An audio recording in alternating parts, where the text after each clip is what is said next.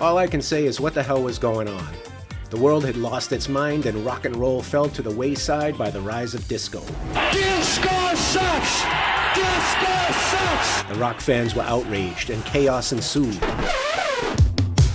The hottest band in the land was not immune.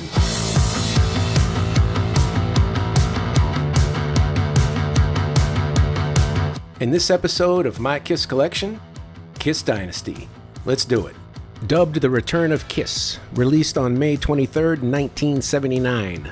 This is a first pressing, a complete kit with all the inserts and some extras. Dynasty is the first studio album released by Kiss since the 1977 Love Gun LP. By 1979, exhausted from touring, the band had grown apart. Gene was off running around in Los Angeles with Cher and focusing on his acting career. Ace was hiding out in his Connecticut home and indulging just a bit too much in the excesses of rock and roll. Paul was also in Los Angeles and never lost focus on the band. He started writing songs with Desmond Child, who produced many hits for Bon Jovi and other hair bands in the 1980s. Oh yeah, I almost forgot, he dated Cher too. Oh my goodness. Sorry Gene, you're out. Peter was recovering from hand injuries sustained in a car wreck in 1978. This would prove detrimental to his career later on in life. I gotta hand it to Kiss. Disco was everywhere, and yeah, they made some disco sounds on this LP, but I Was Made for Lovin' You was a huge, enormous hit, and it still is. And I gotta credit the band for trying to keep itself alive and current. This is not easy to do after being the biggest band in the world, and I think this album hit the ball right out of the park. Here we have the massive poster. This thing's hard to find now, as it ended up on everybody's bedroom wall, including mine. It took me a while to find this LP. It came complete with this poster and all the other inserts. Of course, this record wouldn't be complete without a brand new Kiss merch form. This one was a couple pages long, full color, and it included the new Kiss pinball machine. I'm not sure who bought this. Well, at the time, I was 9 years old. Who was gonna buy me a pinball machine? Not my pops, that's for sure. I bought this record from Bronco Gallery, an eBay memorabilia store. They always send a few extra prints, just to thank you for purchasing the record from their company. I also have this clipping from 1980 from the Massachusetts Middlesex News, showing the group in their new uniforms. Good job, Casablanca. Love it. This is the first pressing released by the Victor Musical Industries, released on June 25th, 1979. I didn't even realize what I had here. The OBI sash says first press, which was limited to about 100,000 copies. It includes a smaller version of the US poster with two sidebars that say Kiss Dynasty. It's shipped with an 8-page lyric booklet written in Japanese and English.